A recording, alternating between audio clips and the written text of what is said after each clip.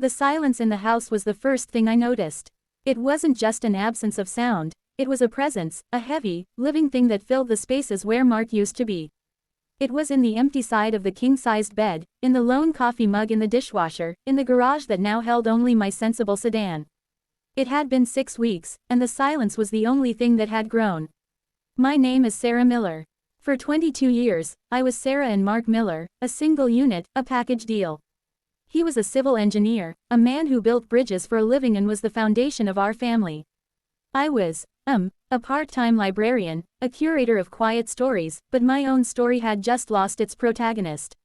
The cancer was swift and merciless, a brutal siege that lasted only 4 months from diagnosis to the final, quiet exhale in the hospice room. Our son, Jacob, was 15. He had his father's sandy hair and my green eyes, but in the weeks since the funeral, those eyes had become shuttered, unreadable. He moved through the house like a ghost, his headphones a permanent fixture, sealing him off from me and from the crushing silence. I'd try to talk to him, to ask about school, about baseball, about anything, and I'd be met with monosyllabic answers or a shrug that was more heartbreaking than tears. I was drowning. The grief was a riptide, pulling me under when I least expected it. I'd be fine, sorting through bills, and then the scent of his cologne on an old sweater would send me to my knees. I was trying to be strong for Jacob, to be the rock he needed, but I was crumbling sandstone, not granite. One Tuesday evening, the silence felt particularly oppressive. Jacob was in his room, and I was in the living room, staring at the television without seeing it, a half-knitted scarf, a futile attempt at a new hobby, lying abandoned in my lap. The room was a museum to our old life. Photos from our wedding, from Jacob's birth, from a beach vacation in Florida. Mark's favorite armchair, a worn leather recliner, sat opposite me. I couldn't bring myself to sit in it, but I couldn't bear to move it, either. It was a monument to his absence. I decided to make tea, a ritual that felt both comforting and achingly lonely. As I waited for the kettle to boil, I looked at the fridge, a chaotic gallery of A-graded math tests, a faded drawing of our family as stick figures, and a magnetic calendar still marking the month Mark had passed. I needed to change it. It felt like a small, necessary step forward, an acknowledgement that time was, in fact, still moving. I took the old calendar page down.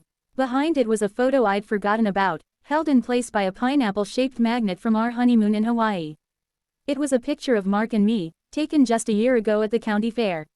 We were squished together in a photo booth, making ridiculous faces. I was mid-laugh, my head thrown back, and he was looking at me, not at the camera, with a smile so full of pure, unadulterated love that it now felt like a physical blow. The kettle screamed, and I jumped, my heart hammering against my ribs. I poured the water over the tea bag, my hands trembling. The steam carried the scent of chamomile, but it did nothing to calm me. Instead, it triggered another memory. Mark hated herbal tea. Tastes like boiled weeds, he'd always say, reaching for the coffee. A fresh wave of grief, sharp and suffocating, washed over me. I slumped against the counter, the hot mug burning my palms, and I let the tears come. They were silent at first, then turned into ragged, ugly sobs. I was so tired of being strong. I was so lost. I didn't hear Jacob come down. I only felt a hand, tentative and gentle, on my shoulder. Mom. I quickly wiped my face with the sleeve of my cardigan, trying to compose myself. I'm okay, honey. Just making tea. He stood there, looking so much older than his 15 years. His gaze wasn't shuttered now, it was wide, taking in my red-rimmed eyes, the tear-stained front of my sweater, the death grip I had on the mug. You're not okay, he said softly. It wasn't an accusation. It was a simple, profound statement of fact. I let out a shaky breath, the facade I'd been clinging to finally shattering. No, I whispered, I'm not. He pulled out a kitchen chair and sat down, gesturing for me to do the same. I obeyed, the weight of my body feeling immense. We sat in the warm, yellow light of the kitchen, the only sound the hum of the refrigerator. I expected him to say something like, it'll be okay, or, I miss him too. The standard, comforting scripts you see in movies. He didn't. He folded his hands on the table, his knuckles white. He took a deep breath, like he was steadying himself for a dive into deep water. Mom, he began, his voice low and serious. I've been thinking, you're only 48. That's young. I blinked, confused. Where was this coming from? Jacob. What? Just listen, please, he interrupted, his gaze steady on mine. Dad, Dad was the love of your life. I know that. I saw it every day. But he's gone. The bluntness of the words, coming from my own child, made me flinch. Jacob, don't. No, Mom, you have to hear this.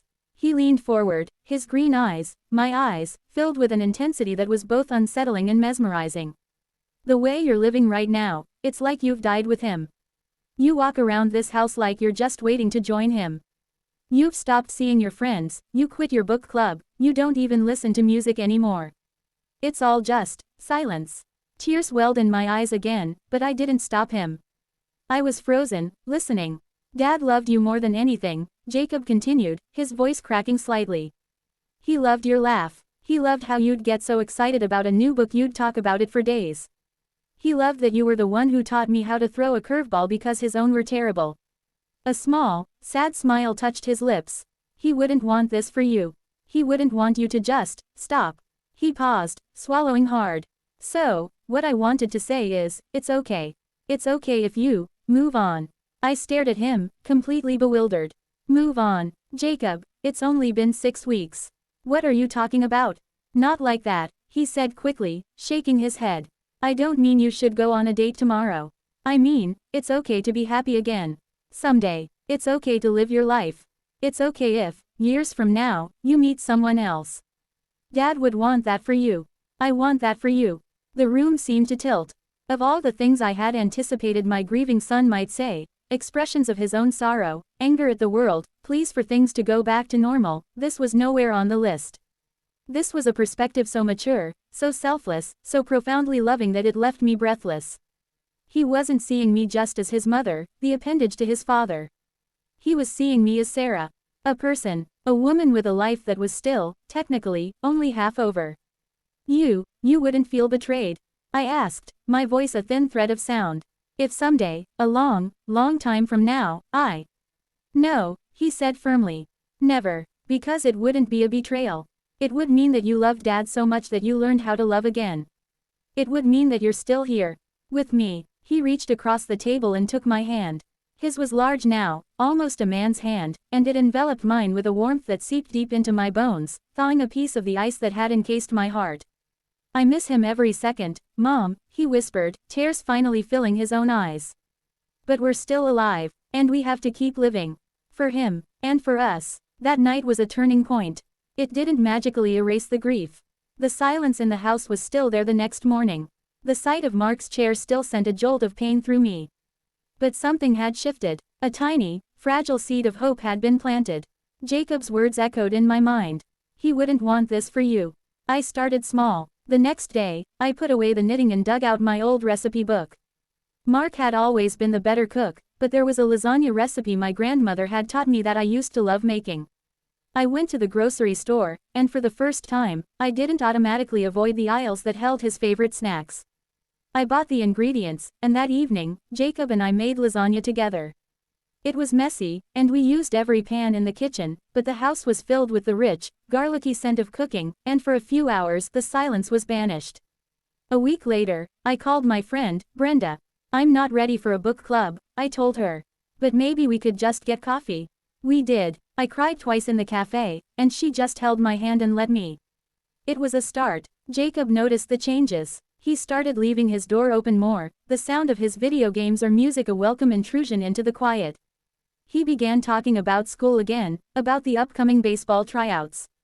We were, tentatively, finding a new rhythm. A few months after the conversation, as I'd come to think of it, I decided to tackle the garage. It was a bright Saturday morning.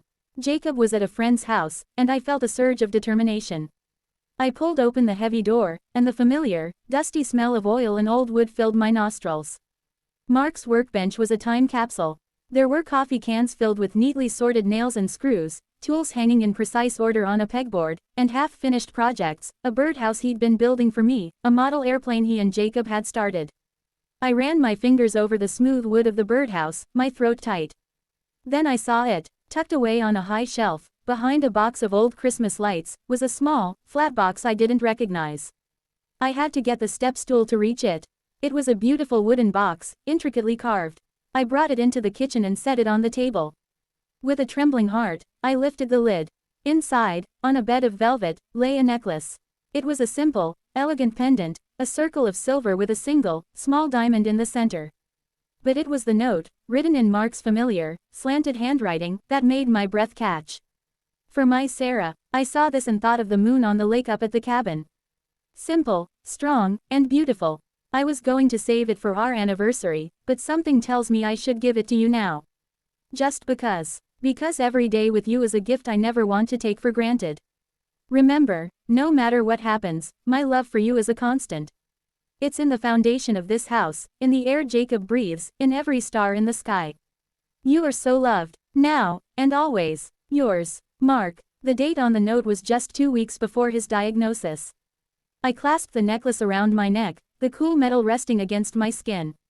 I didn't sob, I just sat there, feeling the weight of it, feeling the truth of his words. He had known, on some level. He had left me this message, this permission slip to be loved, long after he was gone. When Jacob came home, he saw the necklace immediately. That's pretty, Mom. Is it new? It was from your dad, I said, my voice thick with emotion. I showed him the note. He read it silently, his eyes scanning the words his father had written. When he looked up, there were tears in his eyes, but he was smiling. See, he said softly, I told you. In that moment, the last of my resistance crumbled. My son, in his profound wisdom, had been my guide through the darkest forest of my life. He had given me the one thing I didn't know I needed, not just permission to grieve, but permission to hope. The journey wasn't over. There were still bad days, days where the grief felt as fresh as the first morning. But now, on those days, I would touch the pendant at my throat, or I would look at my son, this young man who had become my unexpected pillar of strength, and I would remember. I remembered that love isn't a finite resource. It doesn't get used up. The love I had for Mark, the love he had for me, it was a foundation, just as he said. And a strong foundation can support new walls, new windows, a new life. A year after Mark's passing, I started volunteering at the local library, helping with their literacy program. It felt good to use my skills again, to be around people and stories. Jacob made the varsity baseball team, and I went to every game, cheering until my voice was hoarse. We started new traditions, like Taco Tuesdays and Sunday morning hikes, weaving new threads into the fabric of our lives, threads of joy and resilience alongside the threads of memory. One evening, we were sitting on the back porch, watching the fireflies blink in the twilight. The silence was comfortable now, a peaceful companion instead of a haunting ghost. Mom, Jacob said, breaking the quiet. Are you happy? I looked at him, at the young man he was becoming, so full of kindness and strength. I thought of the love I carried in my heart, a love that was no longer a source of pure pain, but a warm, enduring presence. I thought of the future, not as a terrifying void, but as a landscape of possibility. I reached over and squeezed his hand. I'm getting there, honey, I said, and for the first time, I truly believed it. I'm getting there. The story of Sarah and Mark wasn't over, it had just become the prologue to the story of Sarah and Jacob. And it was a story that, thanks to the unexpected words of a wise young son, was finally ready to be continued.